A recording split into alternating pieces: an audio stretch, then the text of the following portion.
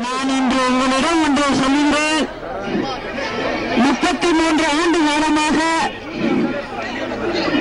இது மாதிரியான சலசலப்புகளை நான் சந்தித்துதான் வந்திருக்கிறேன். It is very rarely that supporters of Sasikala have seen her at such close quarters. She has decided to actually step out of Ved Nilayam, outside the gate here at Poets Garden, and here she is speaking to all of her supporters, and you can see the kind of reception that every single word of hers is getting. There are people who are simultaneously, who are just spontaneously just cheering, raising victory signs, cheering on for her. All these supporters are ecstatic just to see her at such close quarters. Have you ever seen her this close and speaking to you so closely? Yeah, yes, we are seeing regularly, but this time today we are very happy to see her in very close. Okay, you've seen her from very close quarters. What did you make of what she said? Madam, that position is a very critical position. All members, all leaders, Madam Chinnamma. All real but that one second, totally supported Chinnamma, that great leader, Madam. The duty maintained who never fails in action. The gods of security who save the dignity. But tell me, she has said that just like Jayalalitha, just like Amma was mistreated by some people within the party, that's how Chinnamma is also being treated. Do you think that she is like Amma in that way? Yeah, definitely we are saying that she is like Amma. She will do like Amma. She will act like Amma. She is our Amma. You've seen her from such close quarters. Chinnamma is a god. Chinnamma is a god. Great leader. Great leader. All right. So that pretty much sums up the kind of sentiment over here. You can see all the cheers and the victory signs going up for all of these people. I think this is a special moment, but it is also important because for Sasikala, she has now realized how important it is to reach out to those who are still with her. With camera person Ankur Arora, here at Ved Nilayam in Poets Garden, Padmika Joshi for India Today. But is this public appearance of Sasikala too little, too late? We've already seen that how the sentiment has tilted in favor of the OPS earlier. Although he only has support of 7 MLAs, there are MPs who are going and joining OPS camp. 10 MPs so far, according to reports, have voiced support for OPS. You've had voices from film fraternity. You've had voices of prominent citizens who are joining OPS. You've had an entire social media movement which has rattled the Sasikala Natarajan camp, forcing her to come out, forcing her to interact with the media, because till now the rules of the game are very, very different. Till about a week back, we did not see Sasikala Natarajan come out, step out, speak to the media, speak to the public. Now let's take a listen in to how she lashed out at Panneerselvam in a statement made earlier in the day, saying that she'd seen thousands like Panneerselvam. She would not be intimidated. Also saying that she's been Jaya's aide for over 30 years and she has fought people like Panneerselvam together with Jayalalitha. Take a listen. நான் பய உணர்ச்சியை பார்த்தா இந்த அளவுக்கே வந்திருக்க முடியாதுங்க. நாங்க 33 வருஷமா 2 பொம்பளைங்க சேர்ந்து நாங்க பண்ணோங்க. அதனால நீங்க அதை பத்தி கவலையப்படாதீங்க. நாங்க எப்படி செய்வோம்னு எனக்கு தெரியும். என்ன பொறுத்த வரைக்கும் இந்த ஆட்சி அமைப்போம், சட்டமன்றத்துல அம்மாவோட படத்தை திறப்போம் அப்படிங்கறத நேற்று உறுதிமொழி எடுத்துக்கிட்டு நானும் எடுத்திருக்கேன். 129 எம்எல்ஏக்களும் எடுத்துக்கிட்டு தான் நான் வீட்டுக்கு வந்தேன். So she claims support of 129 MLAs according to a report submitted by Kanchipuram cops to the court. It says 119 MLAs are there at the Golden Bay Resort. None of them, though, complaining till now of being forcefully kept inside the resort. Now, but has Sasikala also scored self-goal on the way? Is she also learning as she is rising to claim the throne of Tamil Nadu? Because she's failed to explain secrecy around Jaya's death so far, which is a negative point in public perception. She's failed to make even Amma's will public, which is being viewed as an encroacher. She is also being too impatient to be crowned as Chief Minister, because she should have waited for the Supreme Court verdict, is what many believe. Underestimated the popularity of OPS and she's fanned a revolt in the party. So Sasikala Natarajan camp so far has been able to put up a brave face and a large show of support in opposition to the OPS camp's moves. They have also called support on mass and reasserted that they are confident of good news from the governor in this matter. Sasikala Natarajan has repeatedly told her cadre that as long as they are by her side, no one can split up the AIADMK. The cadre remains confident, but is the reality quite different? Here's a reaction from AIADMK spokesperson C.R. Saraswati and also AIADMK leader who is in Sasikala camp, Apsara Reddy, speaking exclusively to India Today. Ma'am, we heard that the governor has given an appointment. Has he given an appointment today in the evening? So far, we not got any news. Now only I'm going inside. But whatever it is, hopefully we are waiting today. Definitely, Honorable Governor will call us and give us a good results. Because democratic way, in a proper way, we are given our letter. So definitely today we are expecting a good results from Honorable Governor. Is that why we see so many parties, so many members of the party come here today, gather in front of the house? Yeah, because we hope. We believe we'll get a good answer because we did in a proper way, ma. We are given a majority support for Honorable Chinnamma. So definitely today we'll be getting a good results. Definitely. Ma'am, we heard that so earlier when a former minister briefed the media, he said that the DMK and the BJP is behind such a stall in chief ministerial candidate being selected. Everybody knows. Yesterday, even in a press meet, our Honorable General Secretary Chinnamma said very clearly, people knows who is behind. Press people knows who is behind. Definitely they want to play, but one thing I'm telling you, nobody can split this party. Real cadres of this party who loves MGR, who loves Amma, will stand here only. People goes this, we are not worried about it. Ma'am, is the appointment with the governor confirmed for today in the evening? Because we see a lot of people pile in, cars going inside the residence, all ready, all excited. Do we have an appointment yet with the governor, and what do we think the outcome will be? Not yet. All the formidable minds in the country have told the governor to not derelict, not to kind of put his duty aside, and he has to discharge his duty. He has to call the person with the maximum number of MLAs to form the government. We've been asking for his appointment. He's given the OPS camp Mr. Maitre an appointment, but not Chinnamma. I think this actually reeks of political opportunism, and somebody is shooting from the shoulders of the governor. All the MPs you're seeing are going to the OPS camp. So we know why the MPs are going, not the MLAs. MPs, who needs the MPs? The centre needs the MPs. Why is Mr. OPS playing to the hands of the DMK and the BJP? Mr. OPS was brought to power by Madam Jayalalitha and Chinnamma. It's irrefutable. He's the one who proposed the name as the Chief Minister, as the General Secretary, and suddenly he wants to easily become the Chief Minister. It's political opportunism, and Tamil Nadu people can see through it. Going across to my colleague Padmaja Joshi, who is getting us the latest from Chennai. So, Padmaja, the governor celebrating his 76th birthday, not an ideal way to celebrate it with so much of political crisis and also charges against him. Now you have AIADMK, which is alleged that he's acting at centre's behest. You also have Subramaniam Swamy, who's filed a PIL and raking up Article 32 with writ petition saying the governor must make an announcement today and must give his decision today. Also going on to say to India Today that it is certain union ministers who want to ensure political chaos in the state.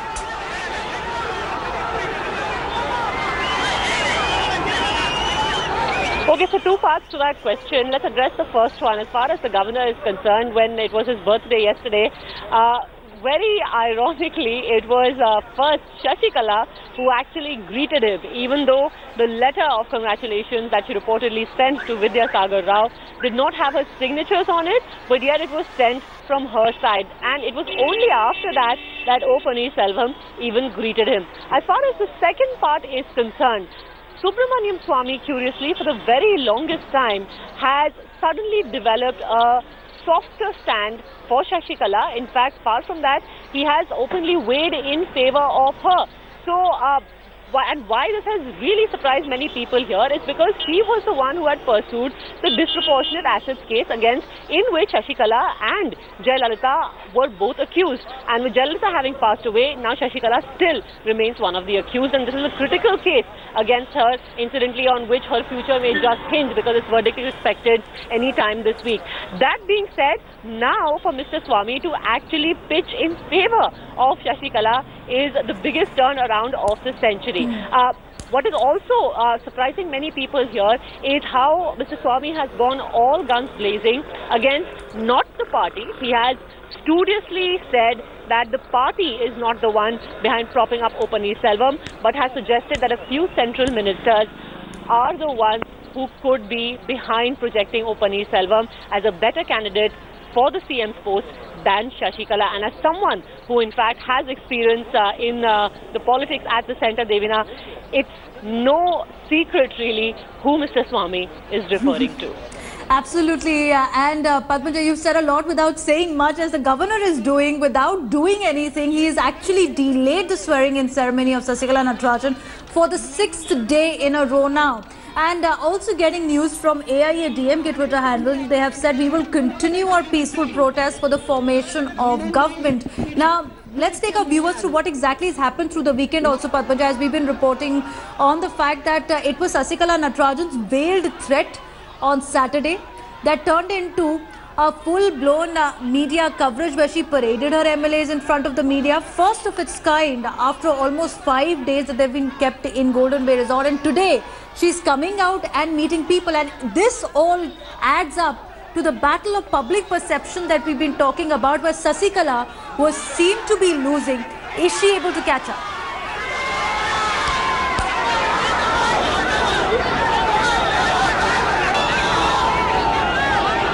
You know, and that seems to be the entire purpose of this sudden accessibility that Sasikala seems to have acquired. You would remember, Devina, that before Jayalalitha's passing away, and even for several days after that, no one had heard from Sasikala. She maintained a silence even as Panneerselvam was sworn in as the Chief Minister. She was just seen as the weeping figure next to Jayalalitha's body when it was at Rajaji's Hall, where it was kept in state, and subsequently it was only at the India Today South conclave that Sasikala even broke her silence. But in the last 3 days, it is almost as if she's metamorphosed into this completely different person, from actually appearing on the balcony of her house when she was, her name was proposed as that of Chief Minister by Panneerselvam, to on Saturday where she actually addressed her party cadre, then had a press conference yesterday, and today she actually went even one step further and came out of Nilayam and stood behind a barrier right in the middle of her party cadre, reached out to them, again on that familiar theme of, just like Amma, these people are out to get me, they're trying to sabotage the party, they're only hungry for power, but here I am, in your midst, only trying to keep all of us together. So while OPS may have stolen a march in the perception battle, Sasikala trying to catch up. Well, and Padmaja, let's not forget the famous comment that she's made. A lion can only be replaced by a lion. And then you have OPS saying, stop shedding crocodile tears. So that's the kind of war of words that the voters of Tamil Nadu, ironically, are witnessing. The voters who voted in the name of Jayalalitha, the AIADMK party in power, they have 4.5 years of tenure still left. Here's what the Karnataka State President of AIADMK, who accompanied Sasikala to Golden Bay Resort, has claimed that she enjoys support of 129 MLAs. And if the governor doesn't act today, he's also said that they will march to the president. Let's play out that reaction first, Padmaja, for our viewers, and then come back to you. Any plan of meeting presidents or going to meet governor? It is possibility. Everything is possibility. That is a real plan. Tomorrow this governor again keeping quiet. This is unfortunate. This is the democratic country. The constitution completely, the murder of democracy, I can say. This is the thing going on. If governor, they don't want to react this, as for the democracy, he don't want respect to us, then no other way.